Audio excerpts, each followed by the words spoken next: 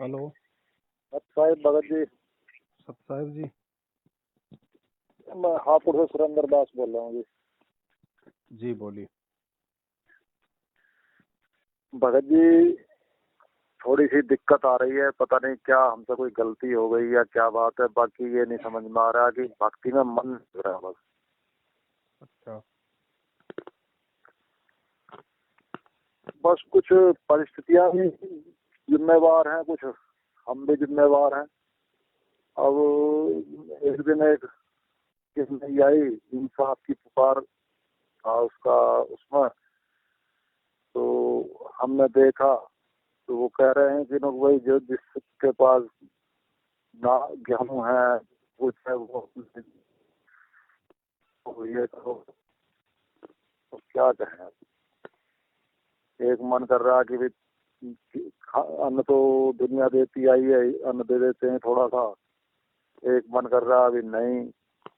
अब क्या, ये समझ में नहीं आ रहा कि क्या करें। किसको? यही जैसे इंसाफ की पुकार वाले जगह जगह ये कोऑर्डिनेटर बने फिर रहे हैं यहाँ।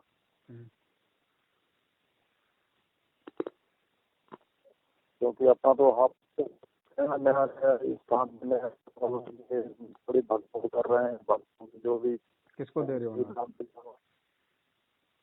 अभी तो दे नहीं है, बाकी वो बोल रहे थे इनको तो करो, तुम्हारे खेती है तो कहना है गेहूं को। ये तो तो अब इस भीख मांग तरीके रहे से हैं। ये तो भीख मांग रहे। गुरुजी ने भिखारियों को भीख देने के लिए मना किया है। चलो इसीलिए सोच रहे थे कि बात हो जाएंगे तो मन को भाई थोड़ा किसको दे ये रहे हो हो आप? ये जाएगा। तो देखो, आपका गुरु जेल में बैठा है। आपके गुरु को 2 टाइम का खाना सरकार दे रही है, तो फिर ये भिखारी कौन है? नहीं, गुरु को तो दे रहे हैं, बाकी ये भी तो अपने इधर उधर जो जैसे अब बीमारी में पीछे इन्होंने लंगर लगाए जो भी करा। तो देओ तो फिर। देओ इनको, देओ फिर 2-4 बोरी देओ, और फिर आपके साथ में वो और क्या बीतेगी फिर वो भी देख लेना। देओ। नहीं, मैं तो पूछ रहा हूँ आपसे नहीं बगैर भगत जी, फोन ही क्यों करता अगर क्या मुझे दे रहे आप। हैं बीमारियों में? क्या दे रहे हैं अब बीमारियों लोगों में? वो तो पूरी दुनिया दे रही है, फिर तो सब उनको भी दो आप। और भी जो बड़े बड़े लोग हैं वो भी तो लोगों को खाना खिला रहे हैं, फिर तो आप उनको भी दो। बात तो आपकी भी सही जब है। आपके गुरु ने साफ साफ मना कर दिया, दान चाहे पैसे का हो, चाहे अनाज का हो, चाहे कपड़े का हो। गुरु बिन माला फेरते, गुरु बिन देते दान, फिर क्यों मूर्ख बन रही है संगत है? चलो जी, अपना जब गुरु जी आ ये जाएंगे आपके तभी ऊपर कर। जो दुख है, जो परेशानियां हैं, इसका मूल कारण यही है कि हम अभी तक ज्ञान को नहीं समझ पाए और गलतियों पे गलतियां करते जा रहे हैं। नहीं भगत जी, समझ तो सब रहे हैं, बाकी नहीं ये समझ है रहे कि हर भगत जी, अगर समझते तो आप इस तरह की बात ही नहीं करते। जब देख रहे हैं आगे देखना क्या, बढ़ना। जब गुरुजी ने मना कर दिया कि गुरु के बिना किसी को दान नहीं देना, फिर इसमें देखना क्या हो गया?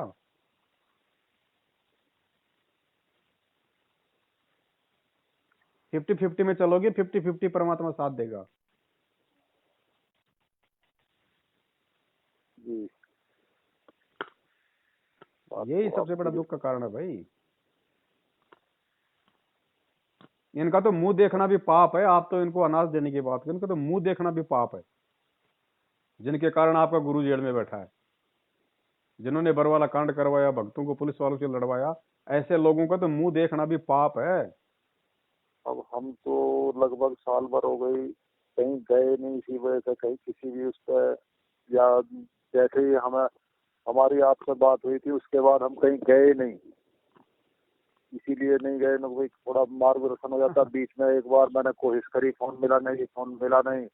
और अब भी अपने घर पे ही हैं, इस समय भी खेत पे ही हैं।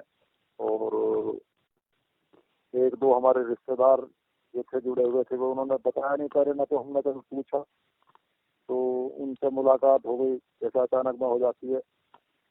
तो वो उनके जरिए ही वो हम पे ऑफर रहा। अब हम जो उनको बगैर पूछे हुए या जानकारी करे भाई हम तो कहेंगे नहीं, हमने तो ये कह कर पीछा साथ लिया गया था।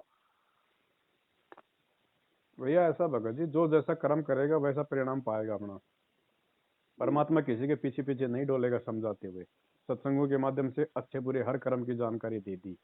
अब हम भी तो और हम इंसान है, कोई जानवर थोड़ी है, इतना तो हमें भी समझ में आना चाहिए ना। अब हमें क्या करना है, जब गुरु हमारा आज जेल में है तो बाहर हमने क्या करना है। उनके नाम से तो कार्ड लूटेगा और क्या करेगा।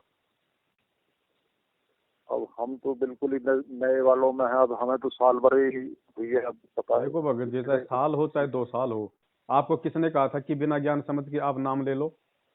आपको किसने कहा था। परमात्मा तो ये कहते हैं भैया ढंग से एक बार पहले मेरे सत्संग सुन लो अच्छे से, साल 6 साल 2 साल, उसके बाद नाम लो। आपने क्यों नाम लिया भाई जल्दबाजी में, जब आपको ज्ञान ही समझ में नहीं आया। ये गलती आपकी है ना। फिर आप ये नहीं कह सकते कि मेरे को तो 1 साल हुई है।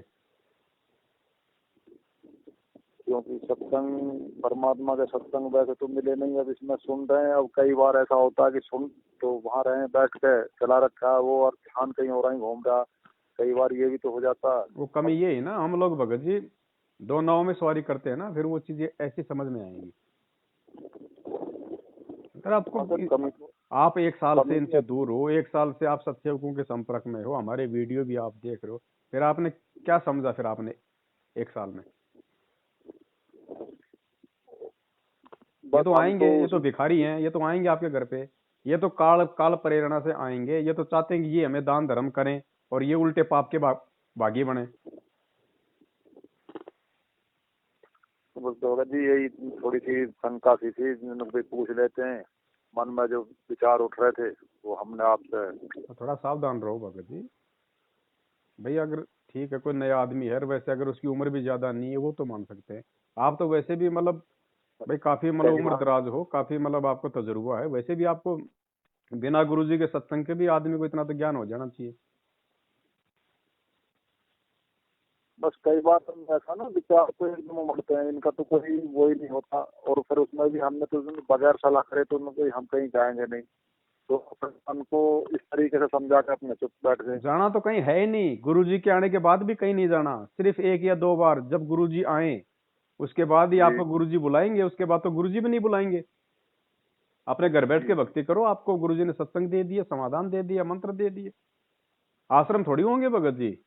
जब गुरुजी यहाँ नहीं से नहीं, चले हर जाएंगे बात नहीं तब होगा। कहाँ जाओगे। अपने घर को आपकी आश्रम बात बनाओ। बिल्कुल, आपकी बात सही है।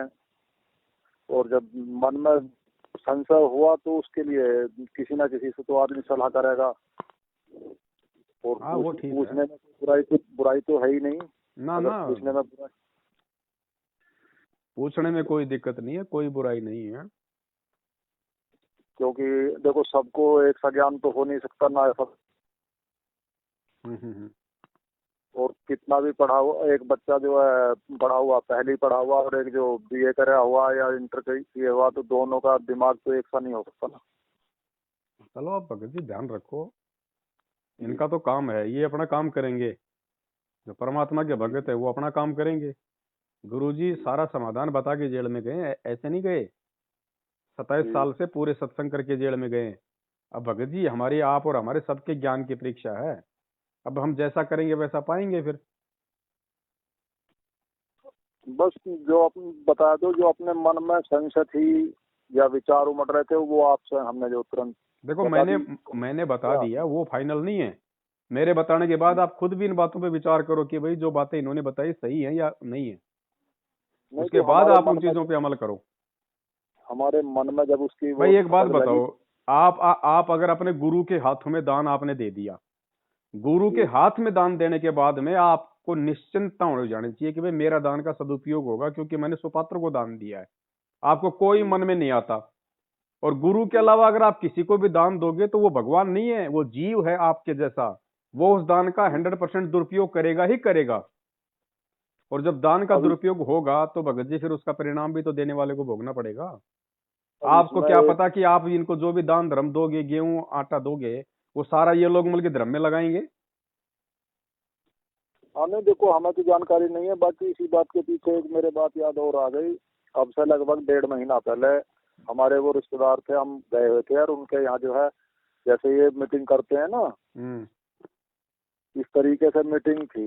हम हम्म गए थे, उनके बराबर में ही शादी थी, वहाँ शादी में जाना पड़ा। हम्म लड़की की शादी थी। तो वहां से जब हम वहां पहुंचे तो चलो मिलकर चलेंगे, तो वहां जो है बैठे हुए थे ये अपने 5-7 इकट्ठे थे भगत, और उन्होंने जो है कुछ पैसे दान दिए थे इन्हें, यानी कि मीटिंग से पहले।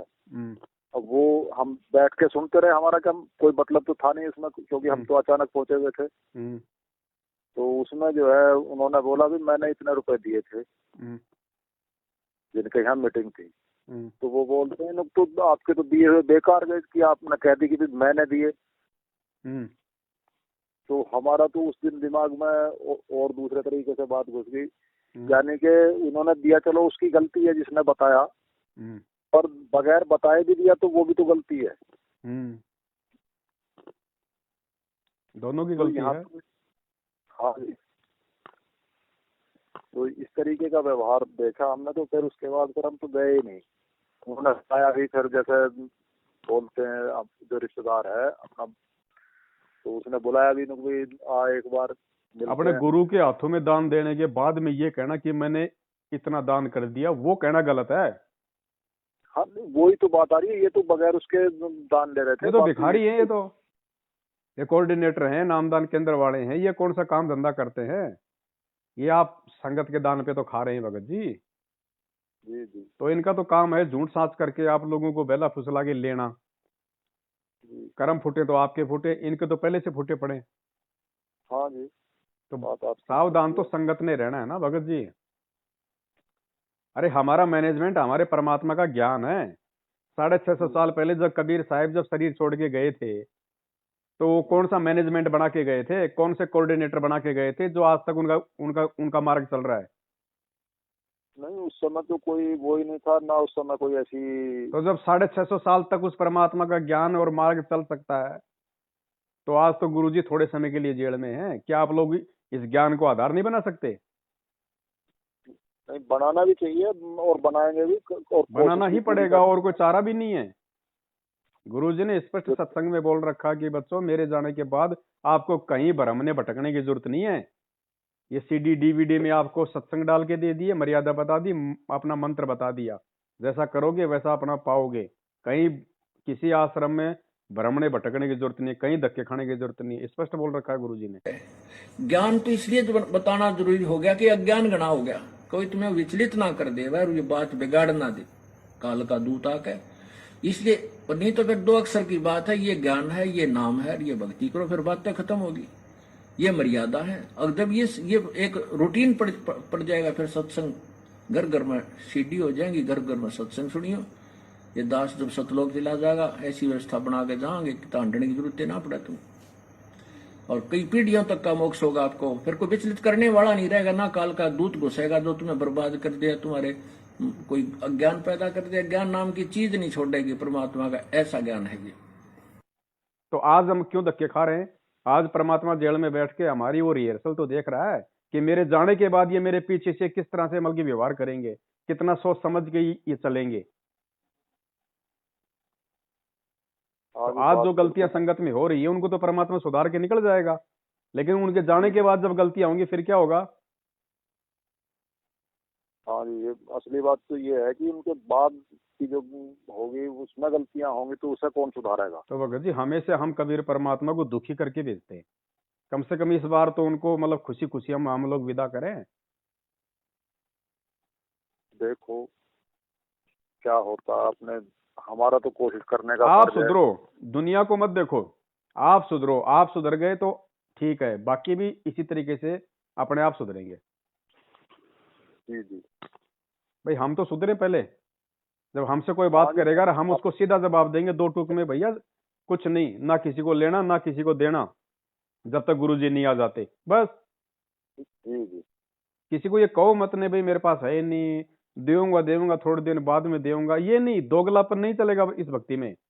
डंके की चोट पे जो बात सही है वो बोलो, ताकि सामने वाले को भी चोट लगे कि यार बात तो इसकी सही है। जी। सीधा बोलो भैया, जब तक गुरुजी नहीं आ जाते तब तक आप और हमारी खाली मीठी राम रमी है। दान वान के मामले में कोई हमारा कोई कॉम्प्रोमाइज नहीं है जब तक गुरुजी नहीं आ जाएंगे, स्पष्ट है। दान देंगे तो गुरुजी के हाथ में देंगे, या गुरुजी के मुख से सुन लेंगे कि बेटा ठीक है तुम उसको पैसे दे दो, उसी को देंगे, बाकी नहीं देंगे। ये ऑडियो फोडियो, ये पीले पर्चे दिखाना, ये नहीं होता भक्ति में। फिर ये सत्संग करने की क्या जरूरत थी?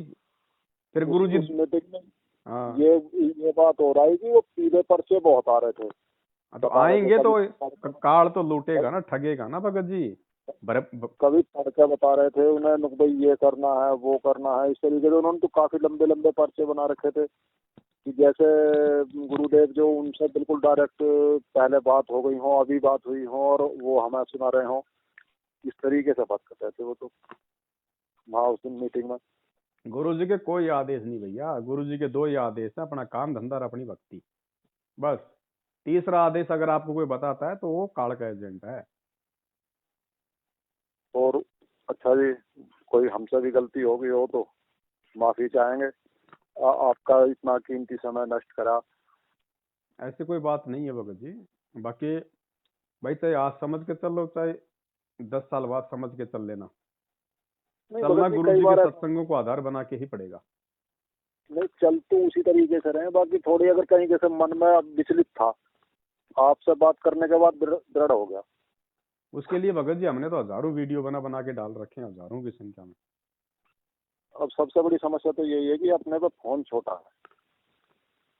तो इनको गेहूं दे रहे थे उतने का, कम से कम ये मोबाइल निकलवा लो, जानकारी तो रहेगी। यही अब यही दिमाग में आई कि जैसे ही आपसे बात हुई है, एकदम मन में यही विचार आए थे और एकदम कह के हटे ही हैं, और इतनी जो आपने वही बात बोल दी। तो कम से यानी कम हमारे को जानकारी तो रहेगी इस संगत में क्या हो रहा है। जय सत्साई भगत जी। सत्साई, जय बंदेश्वर।